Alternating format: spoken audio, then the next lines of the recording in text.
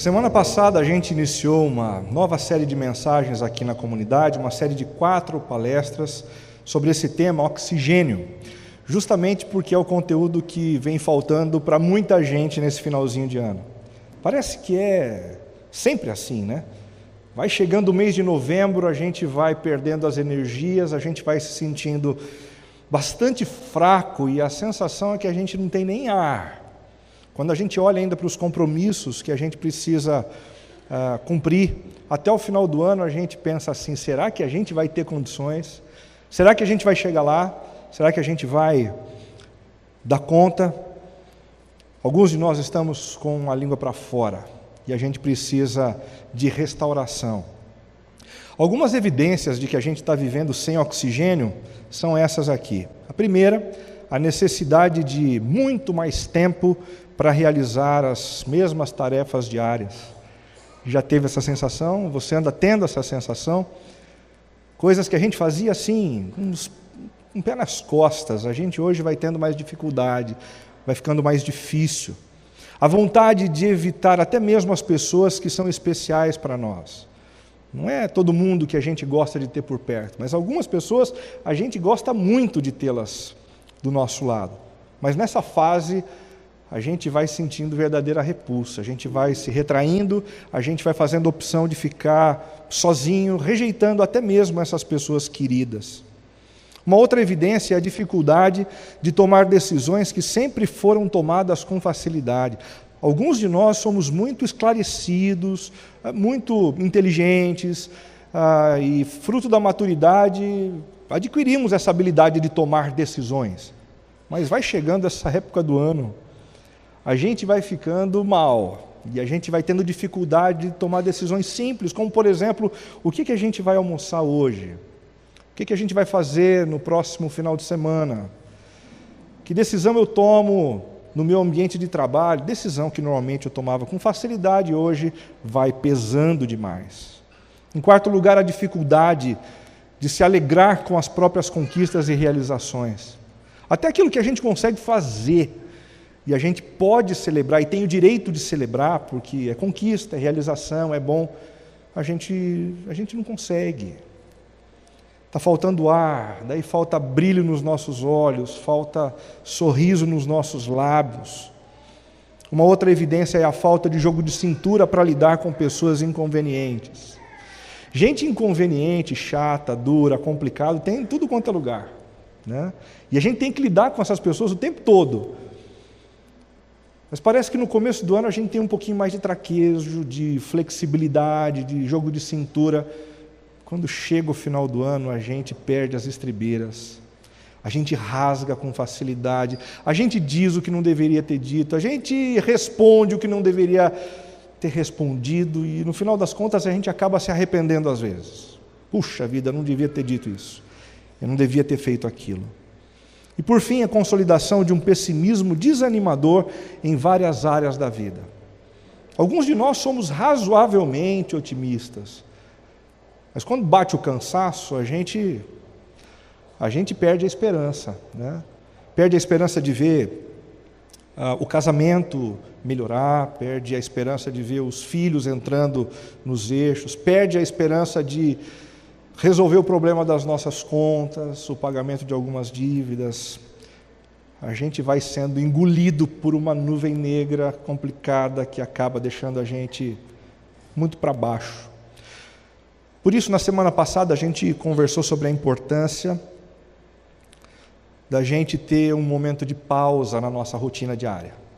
Quem esteve por aqui sabe bem o que a gente conversou, e a gente viu que Deus criou o universo, estabelecendo na criação um dispositivo que faz com que a natureza trabalhe assim. Ora ela empreende, ora ela descansa. A gente percebe isso nos ciclos da natureza, nas estações do ano, nos ciclos hormonais das próprias mulheres. O próprio Deus, quando estabeleceu a criação, trabalhou 6 dias e no 7º dia descansou. Nós fomos criados tanto para o trabalho quanto para o descanso. O descanso é bênção de Deus, a pausa é presente do Senhor, e quem não se vale dessas pausas, perde o fôlego. E se a gente quer recobrar a nossa energia e o ar que nos falta, é preciso coragem para parar um pouquinho. Mas não basta parar. A gente precisa de um outro movimento, de uma outra regra, de uma outra disciplina espiritual que nos ajuda muito em meio a essa situação. Nós precisamos da oração. Introduzindo o assunto, a oração é uma prática essencial dentro das 3 principais correntes monoteístas do mundo. Ela está presente na experiência religiosa dos judeus. Você que conhece um pouquinho a espiritualidade judaica sabe que eles sempre tiveram o hábito, a prática de orar 3 vezes por dia. 3 vezes por dia. Alguns mexendo a cabeça, como os judeus ortodoxos, cada um com a sua tradição, com o seu ritmo. Esse hábito era um hábito de Daniel, eu não sei quantos de vocês se lembram disso. Daniel era um profeta do Antigo Testamento e ele com regularidade orava 3 vezes por dia. E os inimigos dele encontraram nessa regularidade exatamente o expediente necessário para poder destruir a imagem dele diante do rei Nabucodonosor. Não apenas os judeus, os muçulmanos também oram. Os muçulmanos oram mais em termos de regra do que os judeus.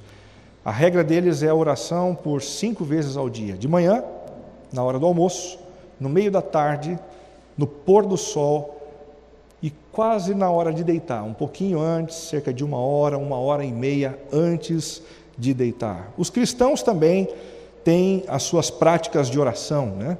Os beneditinos, eles oram através de alguns cânticos lá nos monastérios. Você lembra daqueles cânticos que são, na verdade, orações deles? Os puritanos, através de longas orações pela madrugada. Os pentecostais, através das suas orações em línguas. Cada ramo da tradição cristã orando de uma forma diferente. As orações também podem ser encontradas de maneira muito vasta entre os espiritualistas antigos. Os budistas também têm práticas de oração. Eles têm as suas rodas de oração para lançar os pedidos de compaixão à atmosfera, ao cosmos, à natureza. Os hindus, além de orarem aos seus deuses pela paz mundial, usam as suas orações com o objetivo de determinarem o rumo das suas reencarnações. Eles escolhem nas suas orações, e se eles cumprirem com as suas orações direitinho, o lugar aonde eles vão reencarnar, o lugar aonde eles vão renascer, tudo isso dentro da cosmovisão desse movimento chamado hinduísmo. Os índios antigos no Canadá, nos Estados Unidos, no Brasil, também oravam através de canções para obterem os seus favores divinos. Faziam as suas marchas, as suas rodas, para ter o favor divino, chuva, sol e prosperidade. Mas o que mais me espanta é que, além dessas correntes denominacionais e espiritualistas, os ateus também oram. Sabia disso? Pasmem. Em 2014, ou melhor, em 2004, saiu uma pesquisa muito interessante que mostrou exatamente isso para a gente. Os ateus oram de vez em quando. 30% dos ateus admitem orar às vezes. Eles não acreditam em Deus, mas às vezes pinta uma necessidade. Às vezes a gente abre um exame médico e bate aquela sensação de: e agora? Meu Deus, orei. Opa, aconteceu. Outros provocando: Deus, se o Senhor existe, se o Senhor está realmente por aí, eu quero que o Senhor se manifeste. Alguns ateus, cerca de 30 deles, admitem orar de vez em quando. Agora, 17% dos ateus admitem orar com regularidade. Talvez mais do que alguns cristãos. 17% eu oro com regularidade. Você acredita em Deus? Não acredito. Mas eles oram. A frequência da oração aumenta com a idade. É uma outra estatística interessante. Mesmo entre os que não são denominacionais, não fazem parte de uma religião organizada. E isso por uma razão muito simples, né? Quando a gente é novo, quando a gente é jovem, a gente confia no nosso próprio taco, a gente confia no nosso expertise, a gente confia de maneira imatura na nossa capacidade, na nossa força de fazer as coisas por nós mesmos. Aí a gente vai vivendo um pouquinho e a gente descobre que não é simples assim. Sustentar um relacionamento conjugal não é simples. E se a gente não dobrar os joelhos para clamar pela intervenção de Deus, ou o casamento acaba, ou a gente pira. Educar filhos não é simples, não é simples. Quando a gente pensa que está tudo entrando nos eixos, de repente, uma notícia, uma história que a gente ouve, alguém nos contando o que a gente não queria ouvir, e daí o nosso trem descarrilha. E a gente precisa dobrar os joelhos e dizer: Deus, tem misericórdia, ajuda, por favor. O estudioso italiano Giuseppe Giordano afirma que a porcentagem de pessoas que ora todos os dias é muito grande, todos os dias, alguns com regularidade. Agora é interessante, né? As religiões monoteístas de maior expressão, os espiritualistas, os ateus, todo mundo ora, o tempo todo. A pergunta que fica para a gente é: se o nosso mundo está repleto de tantas orações assim, por que a gente continua sentindo falta de ar?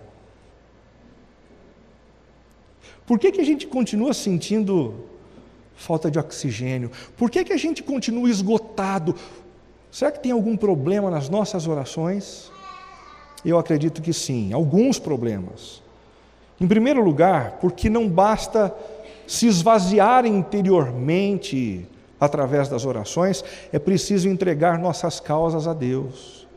Não basta que a gente simplesmente tenha um momento onde a gente se concentra, pensa no conteúdo que está trazendo infelicidade, preocupação dentro da gente e despejar isso tudo dentro de um tanque. Não adianta a gente simplesmente jogar para fora e puxar descarga, por uma razão muito simples. Esses problemas continuam por aí, à deriva, nos rondando. Mais do que simplesmente colocar para fora aquilo que nos gera ansiedade, medo, preocupação, crise, a gente precisa colocar essas coisas nas mãos de Deus. Nós cristãos não recuperamos o nosso fôlego e o nosso oxigênio diante de Deus porque a gente coloca as coisas para fora simplesmente, mas porque a gente coloca o que nos preocupa diante do Deus que tem poder para tomar a nossa causa e cuidar dos nossos problemas. A nossa confiança não é simplesmente alívio de colocar para fora, é confiança no Deus que nos ouve o tempo inteiro. Algumas pessoas continuam sem oxigênio, mesmo orando, porque não basta clamar pela intervenção divina, é necessário cultivar amizade com Deus. É necessário cultivar amizade com Deus. Alguns fazem da oração um verdadeiro balcão de serviços, né? A gente olha para Deus e diz: Deus, o número 1, por favor, com bacon. É melhor com bacon, né? Mas se você não gosta, Deus, número 2, sem carne. E a gente vai fazendo das nossas orações uma espécie de conversa com um menino que trabalha no McDonald's para poder servir aos nossos interesses.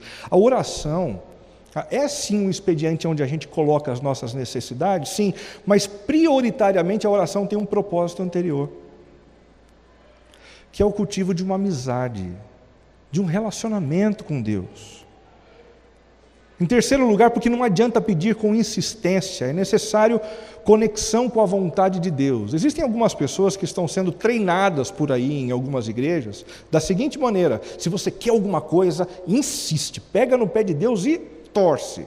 1 vez, 2 vezes, 3 vezes, até você conseguir o que você quer. Esse é um bom treinamento que a gente pode aprender com os nossos filhos mimados, né?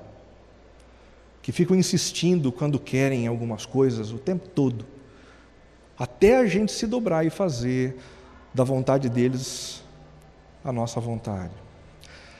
Não basta a gente simplesmente pedir o que a gente necessita, é necessário que a gente entre em conexão com o que Deus deseja que a gente peça. A gente precisa fazer das nossas orações uma ressonância das Escrituras, daquilo que a gente encontra na palavra de Deus. Do contrário, a gente está pedindo em vão, a gente pode estar pedindo algumas coisas na contramão do que Deus deseja para a gente.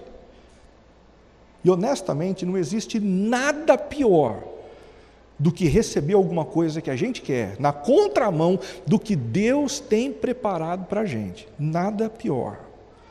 Em quarto lugar, porque não é suficiente repetir palavras pré-elaboradas, é necessário pessoalidade. Não existe nenhum tipo de problema com orações repetidas. Nós cristãos temos o hábito de orar a oração do Pai Nosso. A gente acabou de orar nessa liturgia de hoje a oração que foi elaborada por alguns pais antigos, na Didaquê. É impressionante como algumas pessoas têm a capacidade de pedir, de dizer e de afirmar coisas que a gente gostaria de dizer, mas a gente não consegue pela ausência de palavras. Mas quando a gente lê essas orações, a gente diz, puxa, é isso que eu queria dizer para Deus. A gente tem essa sensação no meio de algumas canções, não é verdade? Quando a gente ouve algumas canções, a gente diz, puxa, que bom cantar isso, como eu queria dizer isso para o meu Deus hoje.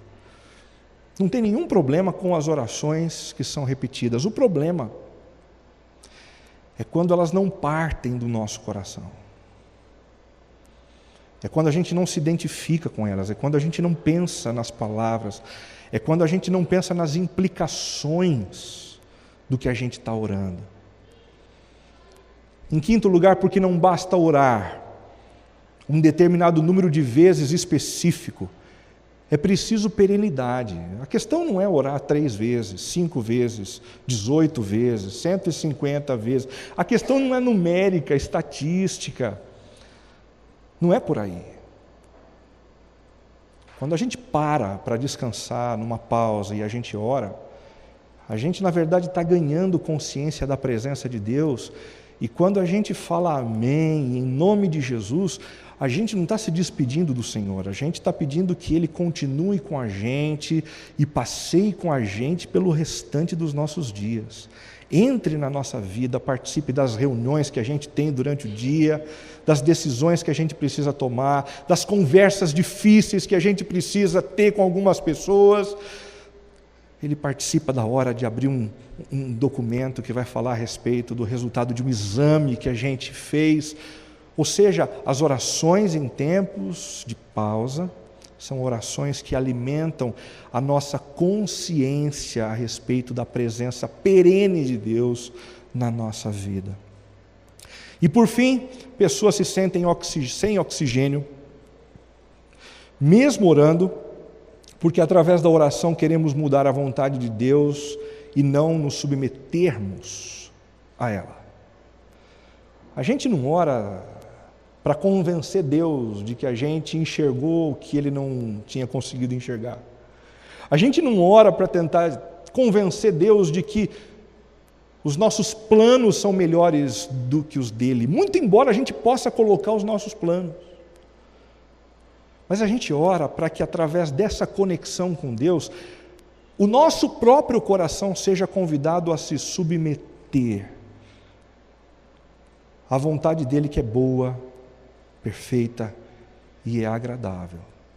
A gente precisa de oração, mas não basta a gente ter um monte de oração se a oração não gerar amizade, se a oração não gerar perenidade, se a oração não for realmente pensada e nutrida para que cada palavra parta do nosso próprio coração. A gente precisa investigar um pouquinho as nossas práticas para perceber se de fato nós estamos no caminho certo ou não. Mateus capítulo 26, de 31 em diante, nos conta uma história muito interessante que vai servir de orientação para a gente conhecer as bases fundamentais para essa disciplina espiritual que é a oração. No caminho, Jesus disse: esta noite todos vocês me abandonarão, pois as Escrituras dizem: Deus ferirá o pastor e as ovelhas do rebanho serão dispersas. Mas depois de ressuscitar, irei adiante de vocês a Galileia. Pedro declarou: pode ser que todos os outros o abandonem, mas eu jamais o abandonarei. Jesus respondeu: eu lhe digo a verdade, esta mesma noite, antes que o galo cante, você me negará 3 vezes. Pedro, no entanto, insistiu: mesmo que eu tenha de morrer ao seu lado, jamais o negarei. E todos os outros discípulos disseram o mesmo. Então Jesus foi com eles a um lugar chamado Getsêmani e disse: sentem-se aqui enquanto eu vou ali orar. Levou consigo Pedro e os 2 filhos de Zebedeu e começou a ficar triste e angustiado. A minha alma está profundamente triste, a ponto de morrer, disse ele. Fiquem aqui e vigiem comigo. Ele avançou um pouco, curvou-se com o rosto no chão e orou: meu Pai, se for possível, afasta de mim este cálice. Contudo, que seja feita a tua vontade e não a minha. Depois voltou aos discípulos e os encontrou dormindo. Vocês não puderam vigiar comigo nem por 1 hora, disse ele a Pedro. Vigiem e orem para que não cedam à tentação, pois o espírito está disposto, mas a carne é fraca. Então os deixou pela 2ª vez e orou: meu Pai, se não for possível afastar de mim este cálice, sem que eu o beba, faça-se a tua vontade. Quando voltou pela 2ª vez, encontrou-os dormindo de novo, pois não conseguiram manter os olhos abertos. Foi orar pela 3ª vez, dizendo novamente as mesmas coisas. Em seguida voltou aos discípulos e lhes disse: como é que vocês ainda dormem e descansam? Vejam, chegou a hora. O Filho do Homem está para ser entregue nas mãos de pecadores. Levantem-se e vamos. O meu traidor chegou. Eu gosto muito de ler essas histórias, essas narrativas da vida de Jesus, porque elas me ajudam a entender um pouquinho como funcionava a espiritualidade dele. Certamente, a espiritualidade de Jesus tinha algumas características. A primeira delas é que era uma espiritualidade em conexão com os céus, com as coisas do Pai, mas com os pés fincados na terra, na realidade. Olha só o versículo 31. Jesus disse: esta noite todos vocês me abandonarão, pois as Escrituras dizem: Deus ferirá o pastor e as ovelhas serão dispersas. Jesus, muito embora fosse o próprio Deus encarnado, o Filho do Deus Altíssimo, vivia mergulhado nas Escrituras, vivia em conexão com as coisas do Pai. Mas essa conexão com as coisas do Pai não tiravam os pés dele do chão. Jesus não flutuava, Jesus não fazia de conta que os problemas não existiam, que as dificuldades não o cercavam. Ele tinha os pés fincados na terra, na terra.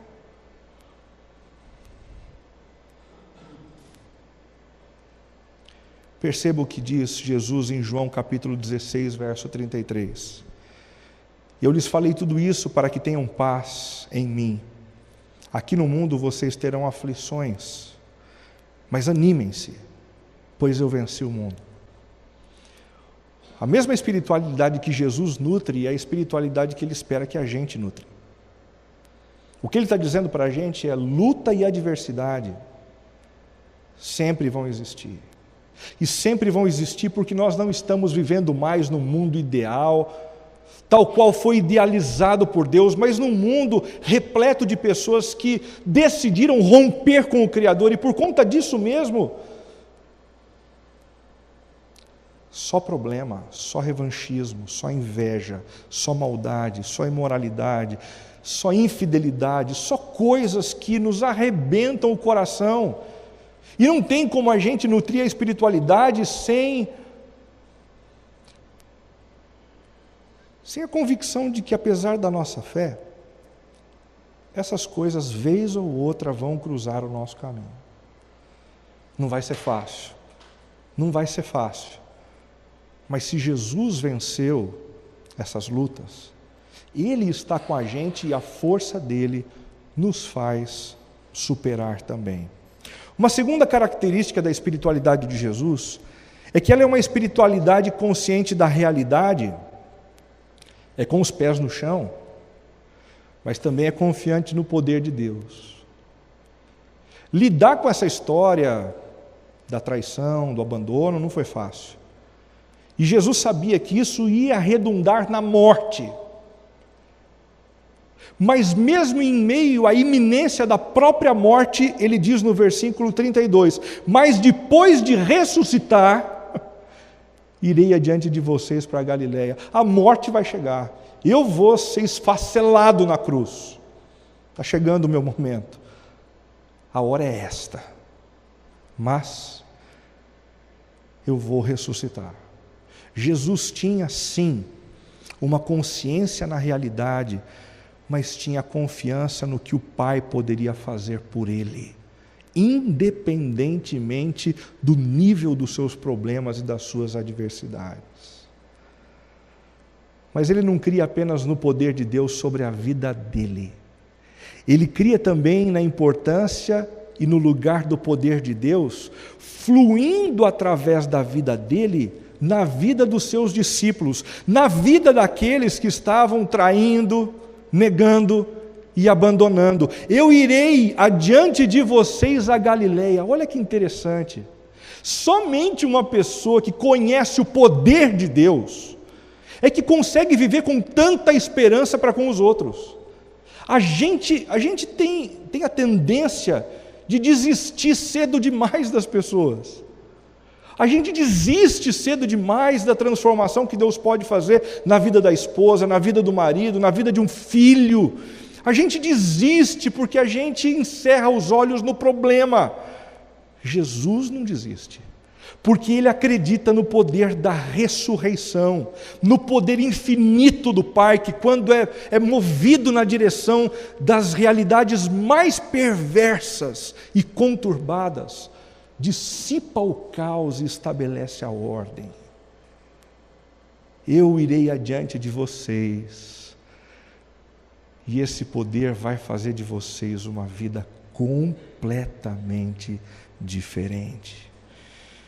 Em João 17, 13 a 15, Jesus diz: eu lhes dei a tua palavra, e o mundo os odeia, Pai, porque eles não são do mundo, como eu também não sou. Eu não peço que os tires do mundo,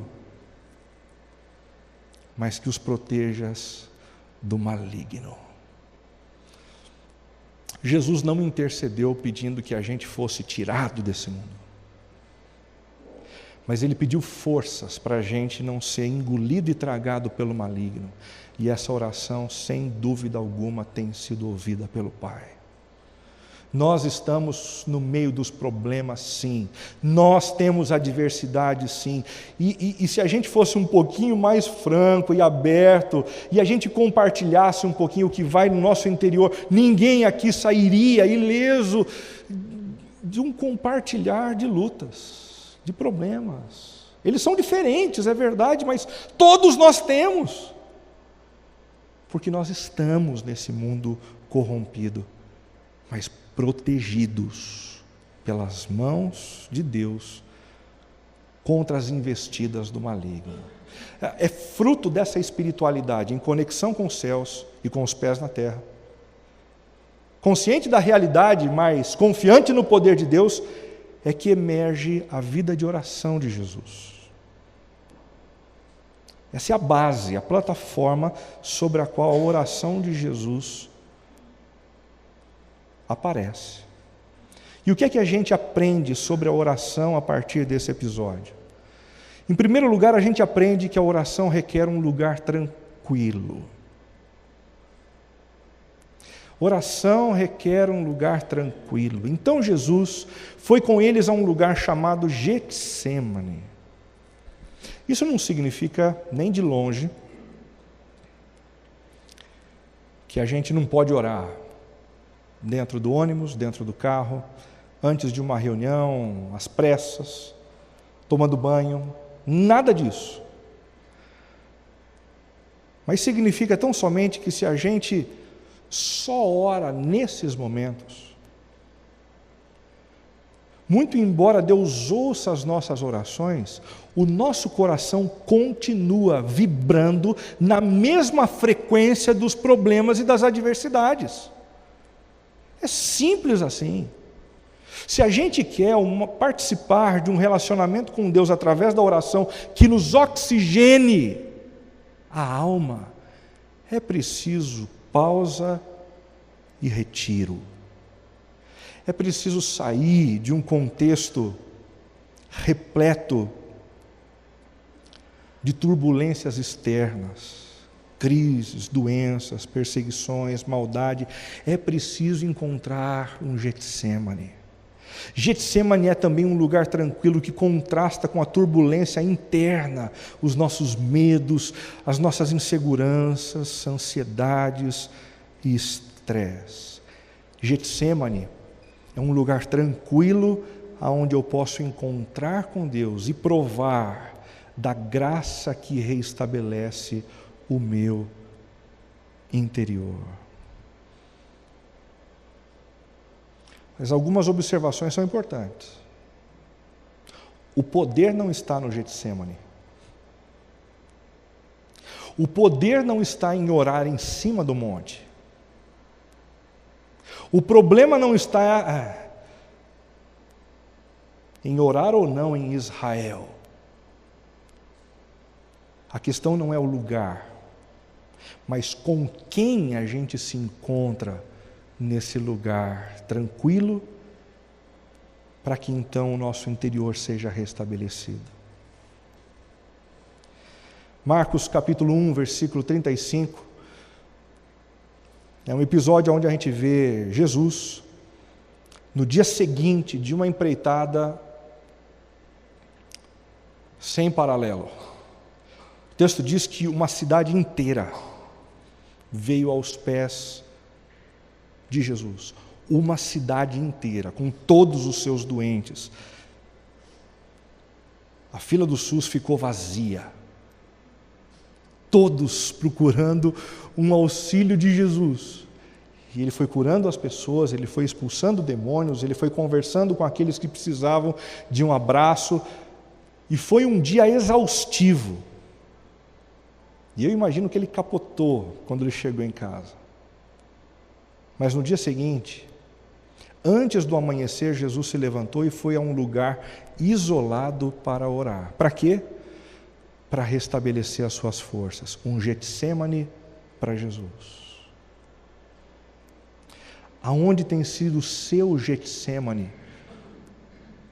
para restabelecer as suas energias, conversando com Deus através da oração? Lucas capítulo 5, verso 16, as notícias a seu respeito se espalhavam ainda mais e grandes multidões vinham para ouvi-lo e para ser curadas de suas enfermidades. Ele, porém, se retirava para lugares isolados a fim de orar. No capítulo 5, a popularidade de Jesus chegou a níveis estratosféricos. E ele estava sendo duramente tentado com essa história de viver a partir da popularidade, do aplauso das pessoas, da admiração das pessoas. E para isso, ele se retirava num lugar isolado, para que então Deus protegesse o seu coração e irrigasse a sua alma. Você está vivendo um momento bom? O país está de mal a pior, mas você está vivendo num momento bom? Um momento bom em casa, um momento bom nos seus negócios, é possível, tem muita gente se dando bem. Não é porque as coisas estão bem que você não precisa do auxílio do Senhor. Eu diria que Se ele precisava quando as coisas estavam muito bem, imagine a gente. A gente precisa desse tempo para manter os pés no chão com humildade, para a gente não se achar superior aos outros. É necessário que a gente busque um Getsêmane. Lucas 6, de 12 a 13 diz: certo dia, pouco depois, Jesus subiu a um monte para orar e passou a noite orando a Deus. Quando amanheceu, reuniu seus discípulos e escolheu 12 para serem apóstolos. Jesus, nesse momento, precisava escolher apóstolos. Ele precisava tomar uma decisão difícil sobre pessoas que o ajudariam, depois da sua ascensão aos céus, a transformar o mundo. Uma decisão razoável, né? Consciente do tamanho da responsabilidade, ele passa a noite orando em cima de um monte, um lugar tranquilo, para poder se conectar com o que Deus queria e esperava dele. Você tem decisões importantes para tomar? Em nome de Jesus, não tome essas decisões no calor dos problemas, no meio das circunstâncias que fazem o nosso coração palpitar. Isso não vai fazer bem para você. A Bíblia diz que o coração do homem é enganoso, e quando chacoalhado, ele é pior ainda. A gente precisa de um lugar tranquilo, onde a gente possa parar, orar e discernir a vontade de Deus. A segunda coisa que a gente aprende nesse episódio sobre oração é que ela requer um tempo de solitude.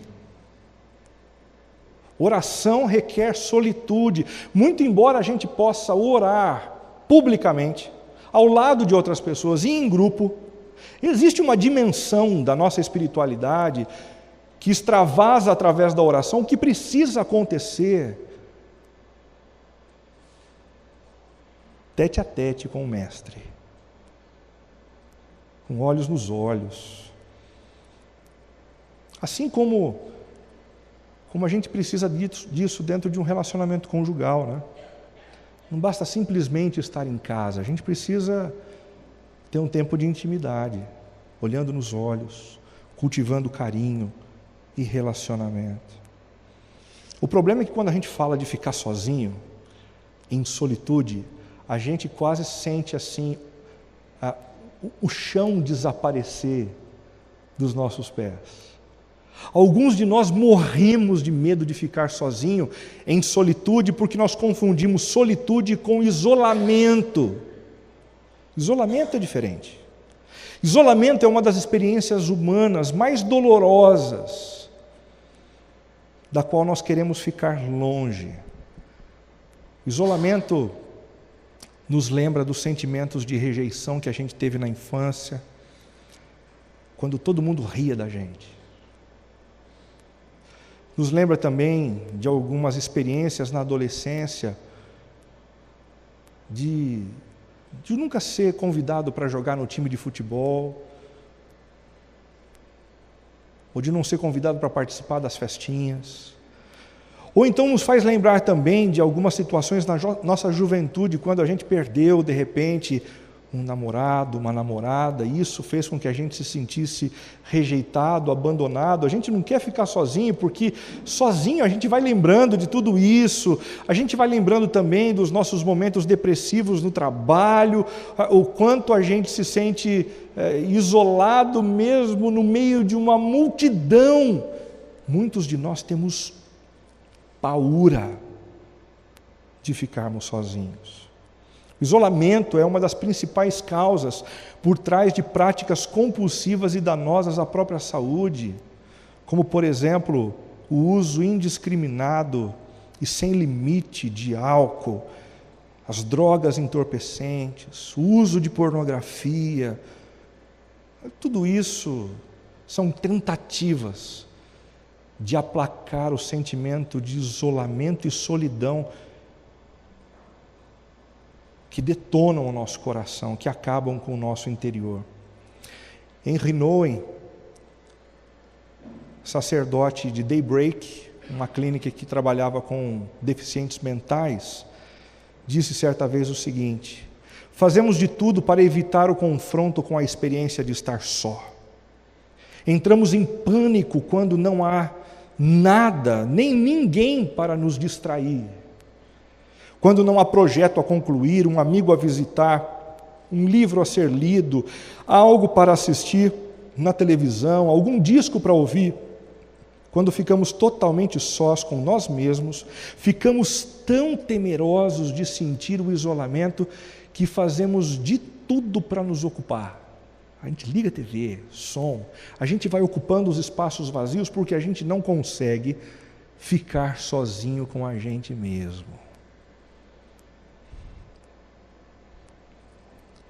Solitude é diferente de isolamento e de solidão.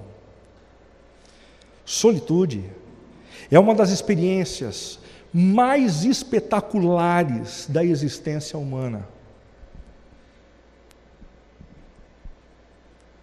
Pois, na verdade, é um momento a sós com a pessoa mais importante de todo o universo, o Criador de todas as coisas, o Deus Todo-Poderoso.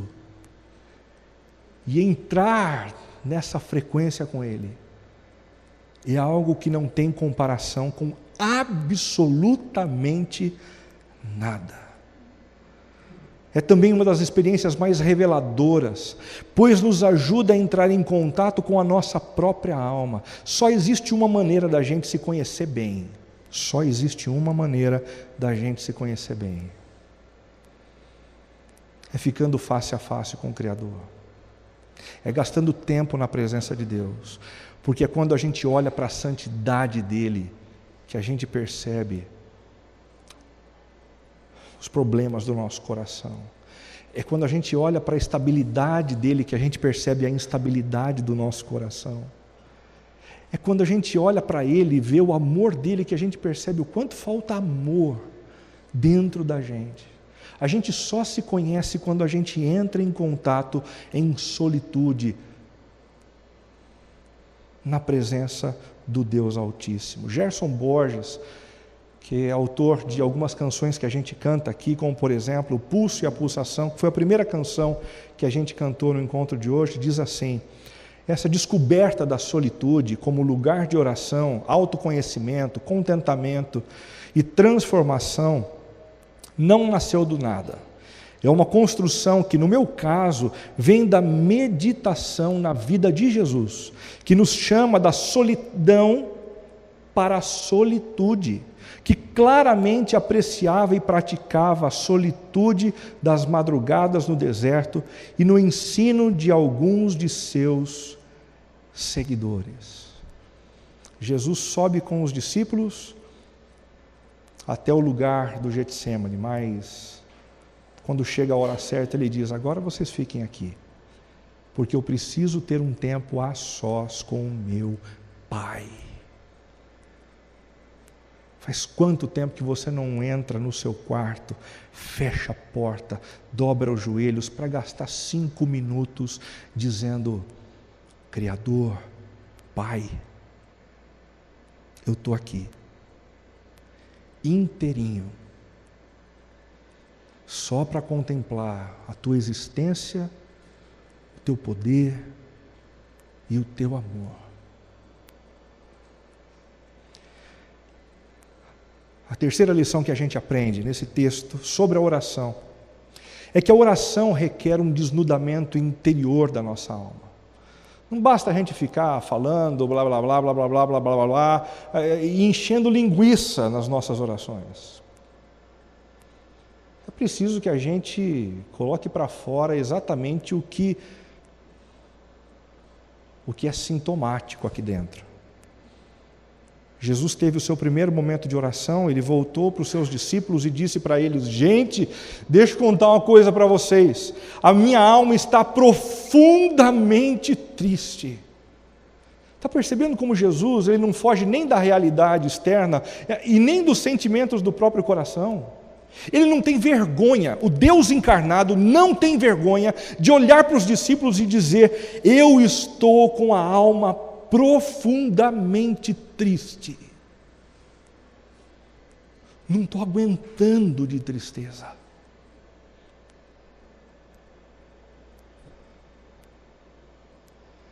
A ponto de morrer.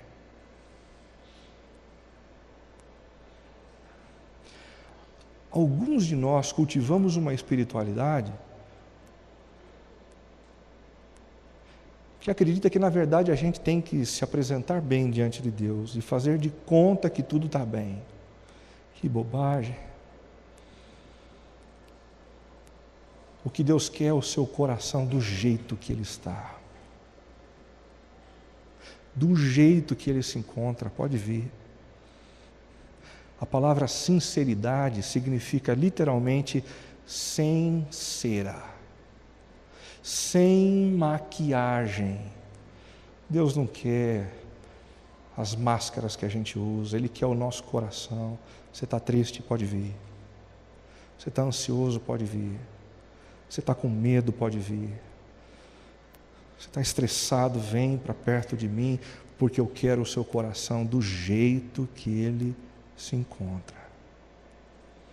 Perceba esse desnudamento no Salmo 3. Ó Senhor, tenho tantos inimigos. Ele não tem rodeios, não.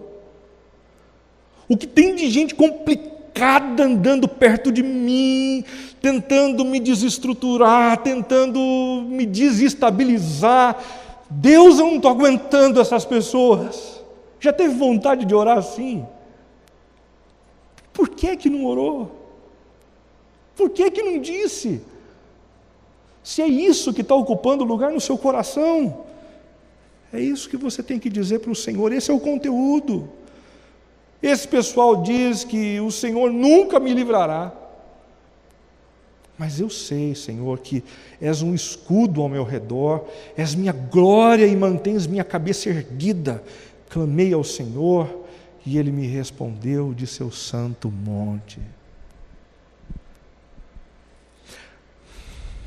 Se a gente quer ouvir a resposta das nossas orações, a gente precisa ser um pouquinho mais explícito na hora de expor o que vai dentro da nossa alma. Em quarto lugar, esse texto nos ensina sobre a oração, que ela requer uma linguagem afetiva. Ele avançou um pouco, curvou-se com o rosto no chão e orou: meu Pai, meu Pai. Como alguns de vocês já sabem, a palavra utilizada por Jesus aqui, Pai, não é uma palavra como em todo o texto grego, é uma palavra aramaica. Por quê? Porque o aramaico era a língua utilizada dentro de casa, linguagem de pai para filho. E Abba significa literalmente meu papai.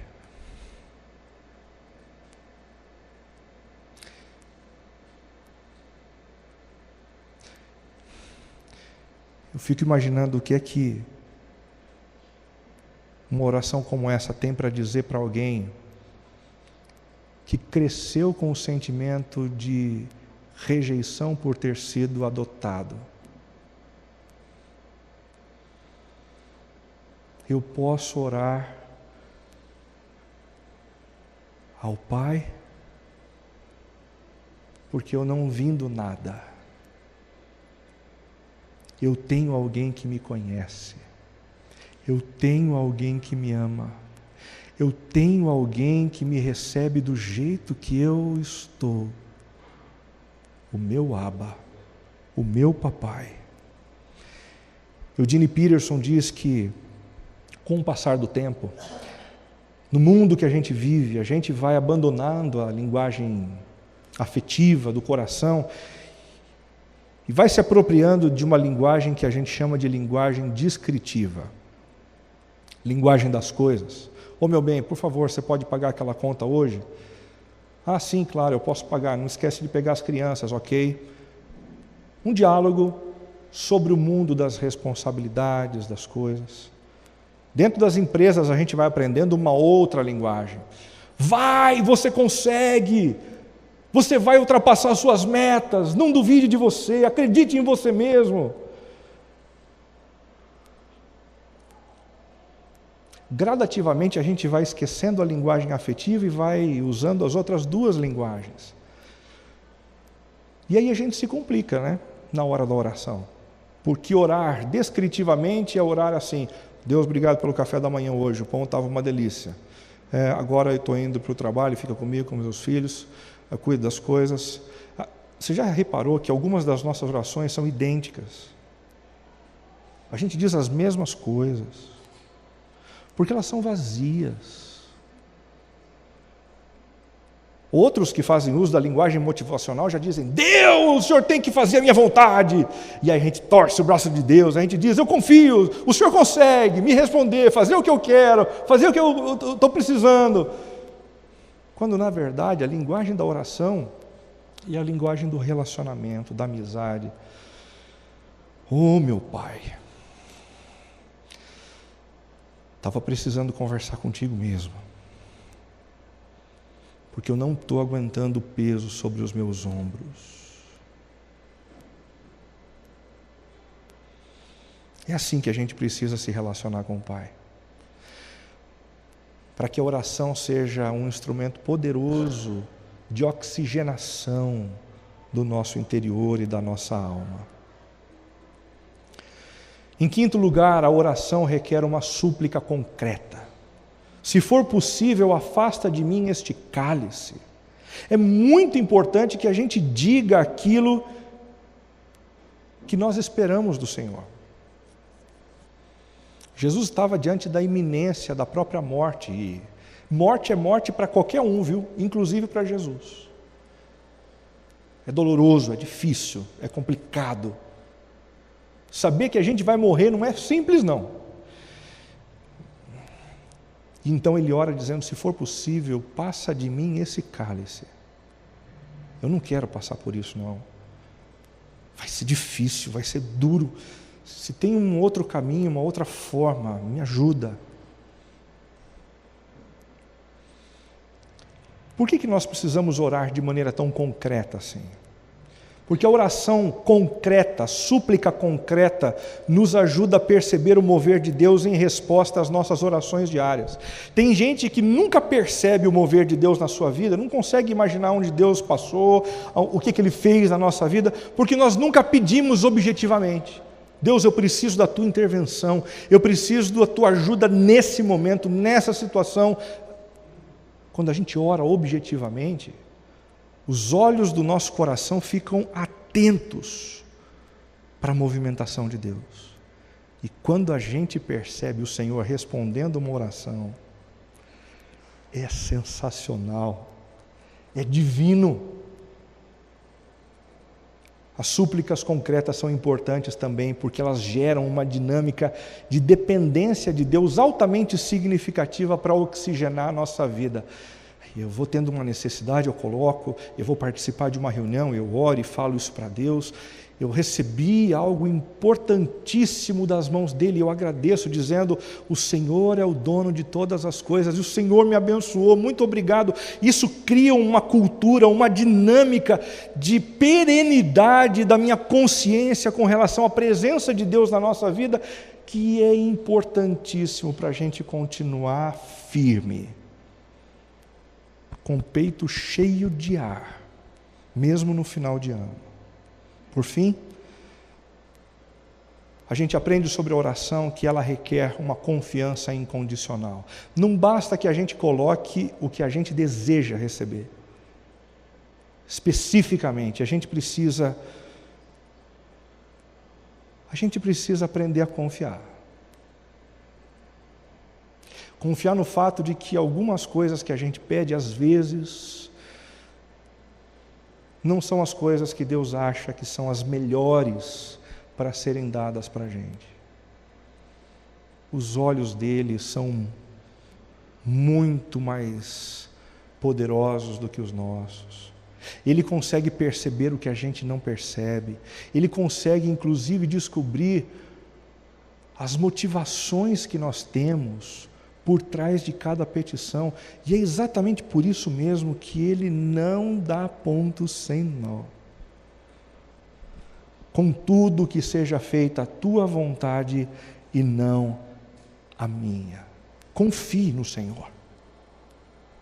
Se Ele tem dito não para você em algumas questões, submeta-se em obediência a Ele. Os que confiam no Senhor são como o monte de Sião, não serão abalados, mas permanecerão para sempre.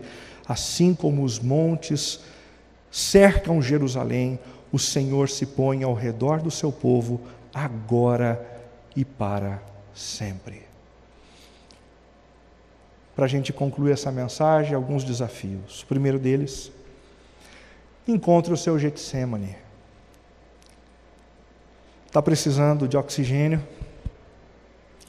Está precisando respirar? Encontra um lugar tranquilo. O lugar tranquilo não resolve tudo, mas ele é excelente para a gente jogar um pouco de azeite sobre a cabeça. Getsêmani significa literalmente lugar do azeite. Em segundo lugar, cultive solitude regularmente. Estar com as pessoas é bom. Algumas nos colocam para cima,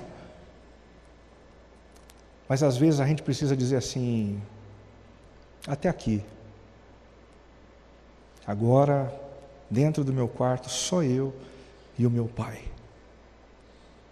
E por fim, coloque sua confiança integralmente em Deus. Principalmente quando a resposta que você obtiver dele for um grande não. A vontade dele é boa, é perfeita e é agradável. A vontade dele é boa, é perfeita e agradável. Que tal a gente ter um tempo de oração? Vamos fechar os nossos olhos e conversar com o Pai.